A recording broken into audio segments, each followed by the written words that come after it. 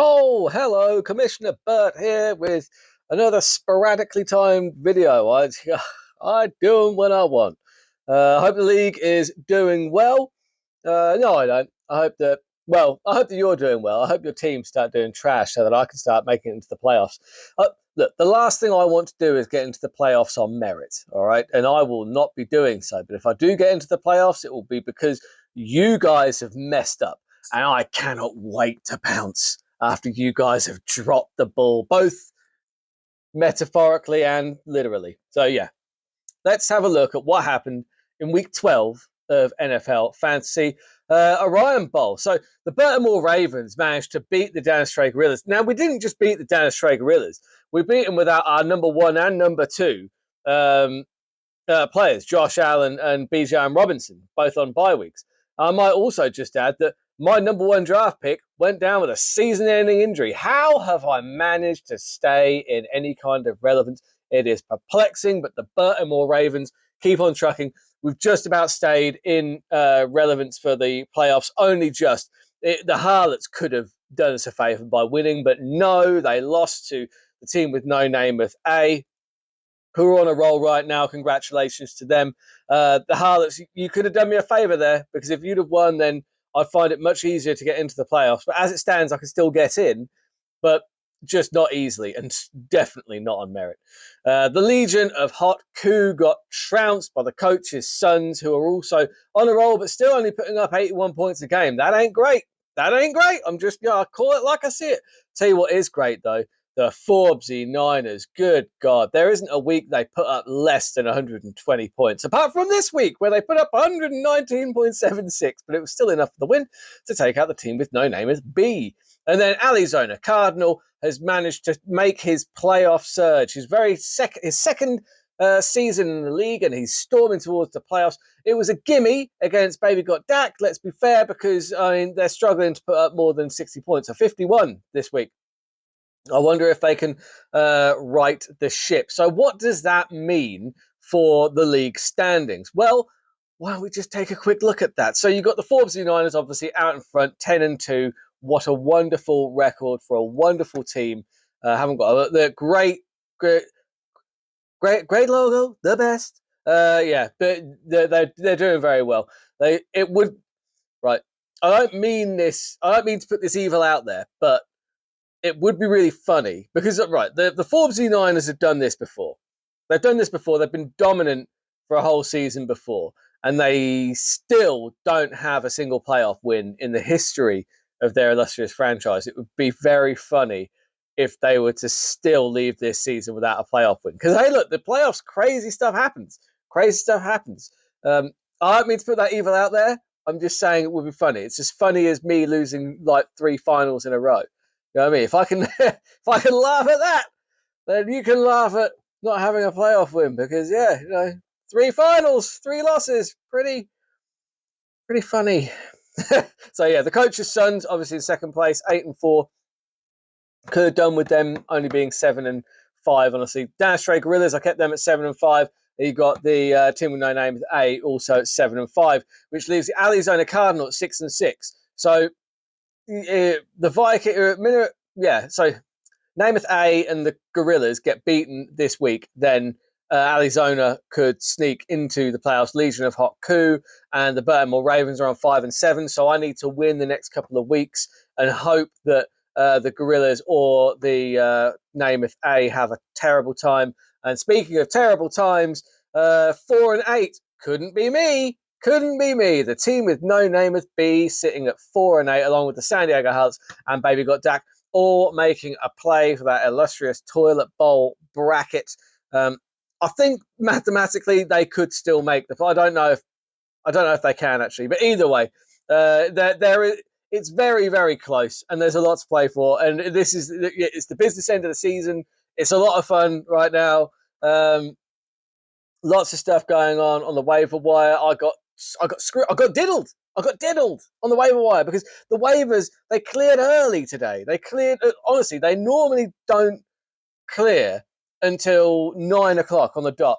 I had a quick look. I thought, Jordan Addison, I could maybe pick him up and drop Alex Pierce. I'll think it over whilst I'm driving into work. got to work and I decided, you know what, I think I will pick up Jordan Addison. I think I will pick up Addison. And I went to submit my waiver claim, and it said this player is already owned by the San Diego Harlots. Oh, it's filthy. And it was like 20-9. I was spitting feathers. I was spitting feathers. I'd just eaten a pigeon. Terrible. Yeah, I feel like I got diddled. I felt like, doing a little diddling of my own. I felt like diddling Addison into my lineup, perhaps, because I did have waiver priority. I didn't know if I had waiver priority. Thank you very much, Arizona, for even though I said I didn't want to know if I had waiver priority, because obviously what's done is done. He must have misread my message, because he told me several times, no, you had waiver priority over the Harlots. You definitely would have got Jordan Addison had you submitted the claim. Thank you for that. Didn't need to know. So now, not only has my waiver priority not changed, I'm still 3 out of 10. So I haven't got Jordan Addison. But he wouldn't have made it into my lineup this week anyway.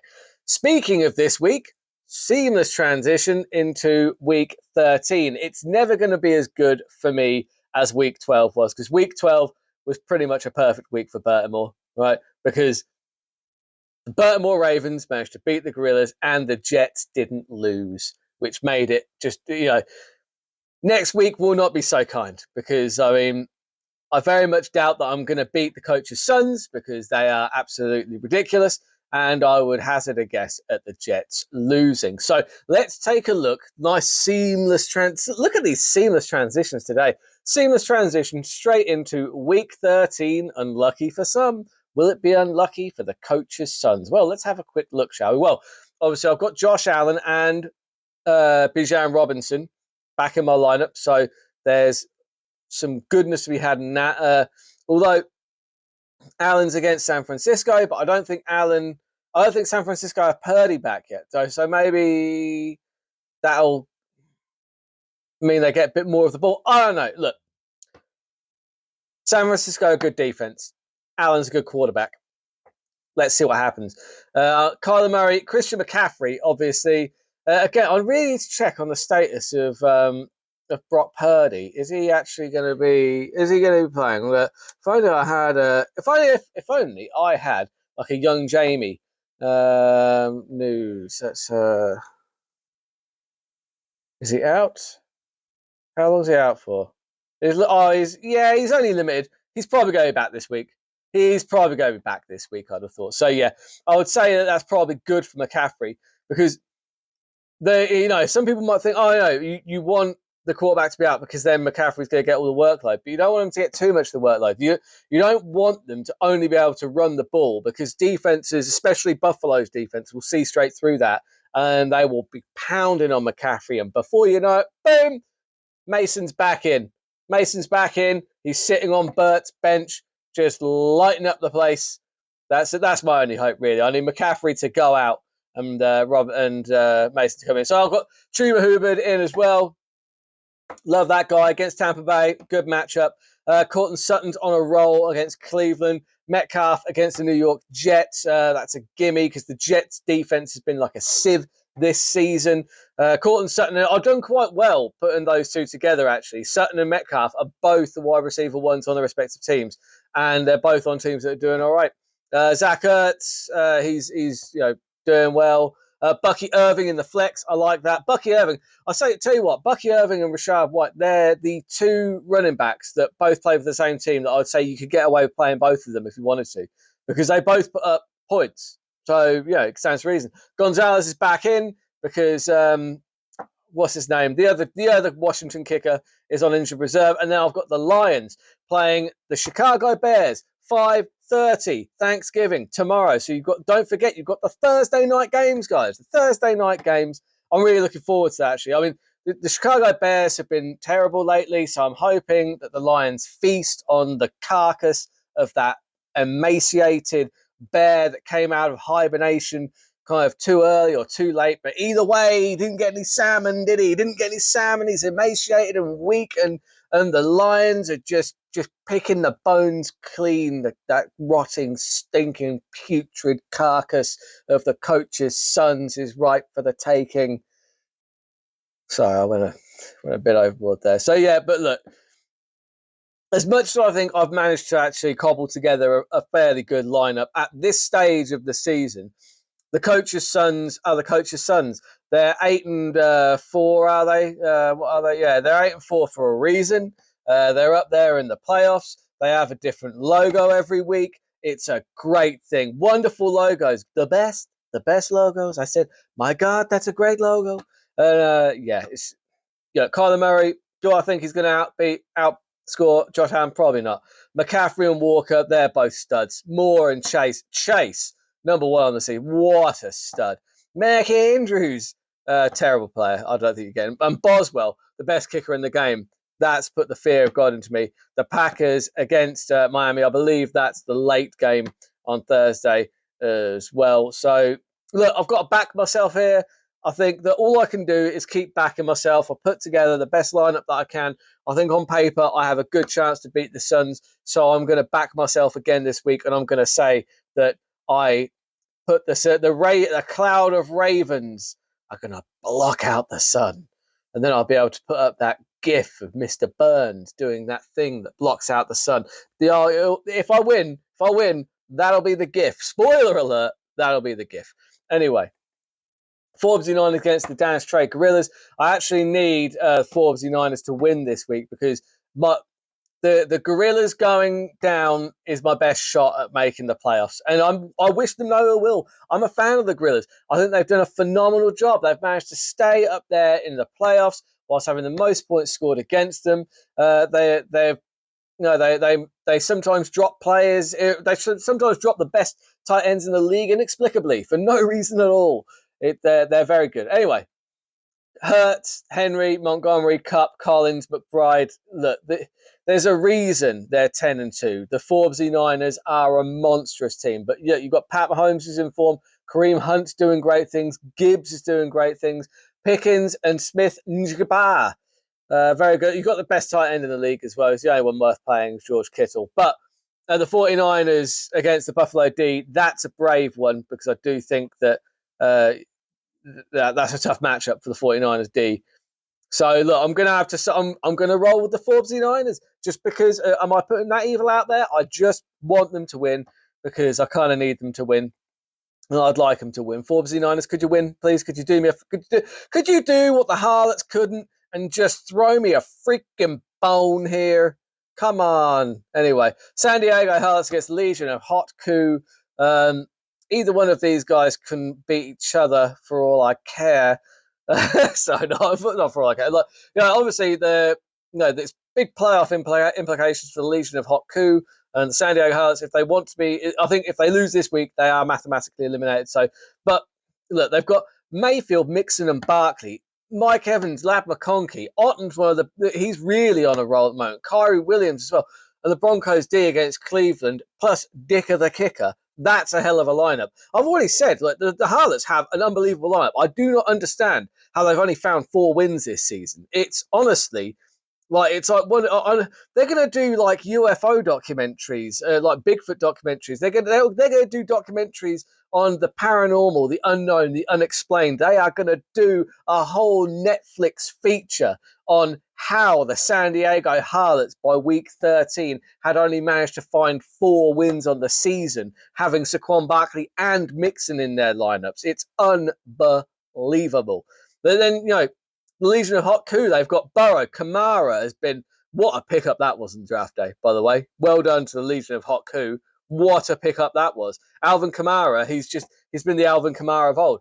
Breece Hall, he's on a terrible team, but he's a great player. Malik Nabbers, just Malik Nabbers. He is just a regular guy, and I don't know why all the fuss about him. He's on a terrible team, but he's doing all right. Njoku, Najee Harris, obviously Hot Coup, and the Cowboys D is a brave play because the Cowboys are a hot mess right now. I'm going to take the San Diego Harlots to win that one. Then you've got Dak against a team with no name with B, both at 4-8, both trying to save their seasons. I think a loss here puts either of them in the toilet bowl if they're not, or they're already circling the drain. You've got Richardson. Maybe that's playing Richardson. That's brave. Swift and Taylor's good, But you've got Devontae Adams, who's been doing nothing. Jefferson, who's been usurped at the moment by Addison. Bowers, one of the best fighters in the league. Dowdle as the flex is awful. Tucker's been on off form. The Commanders D is probably one of the few shining lights on that complete mess of a lineup. Honestly, you've got a couple of good players in there, but I can totally see why you're bottom of the table. I'm so sorry. That seemed overly harsh. But it hasn't been a great season for Dak. I think even they would agree with that. I think even Dak would agree with that. It's not been a great season for the team with no name as B. Not only had they been usurped by their counterparts, they're not doing great. Daniels, phenomenal pickup, phenomenal draft. I'd say keep him. Maybe to be fair, you're going to have to keep Lamb and Brown. So it's a complete waste having a great quarterback this season. Honestly, what a waste. Pacheco on injured reserve. That's a brave play. McLaurin, obviously, he's doing well. Taysom Hill, oh god, what a trash off. I think that on balance, the team with no name with B probably take that one, and then Arizona Cardinal taking on the Minnesota Vikings. So the team with no name A. This is another one where if Arizona can win, it doesn't help me too much because it means it just puts another person on like the rank above me in terms of win loss. It would keep Namath A down somewhat. I don't know if it helps me or hurts me. Honestly, I need to do the math on that. Maths. Sorry, that was a very American. It's maths. There are maths to be done. Tua Stevenson, he's doing the Hawk Tour. I cannot go against Arizona when they're playing the Hawk Tour. Doesn't even matter that team with no name with A are playing Lamar Jackson, Anzay Flowers. What a pairing against Philadelphia, the Dirty Birds. Which birds are going to be dirtier, the Ravens or the Eagles? Who knows? Who even cares? Jacobs and Brown. Chase Brown's doing really well. Got Kelsey in there as well. Cook is a real diamond in the rough there. James Cook, absolutely brilliant. Aubrey, best kicker in the league. Texans D against Jacksonville. But you know what? I really like the number one, the Hawk Tour. It's fantastic. He's got Downs. I've always said this. Arizona, they've got Downs. They've got Downs. And yeah, he's number one receiver on a bang average team. He's questionable. Keep an eye on that availability. A-Chain, obviously playing on Thursday night. Stevenson, Fairbairn, Rashad White. Again, even in a committee, I think he's worth a play. And for that reason, I think that the Arizona Cardinal take the win and they drag the team with no nameth A down here with the rest of us. And we'll make a big old soupy mess of the middle of the league because I can't even figure out who the hell's going to end out on top. But I'm excited to find out. And look, if I've picked you to win, prove me right. If I've picked you to lose, prove me wrong. The exciting part of the season, there is all to play for, and yeah, it's going to be a lot of fun. I'm going to be seeing a couple of you down at the NFL Mansion for the Thanksgiving games. I'll be very much looking forward to watching the Lions D either get plowed or feast. I hope it's the latter. But yeah, good luck everybody. See you next week.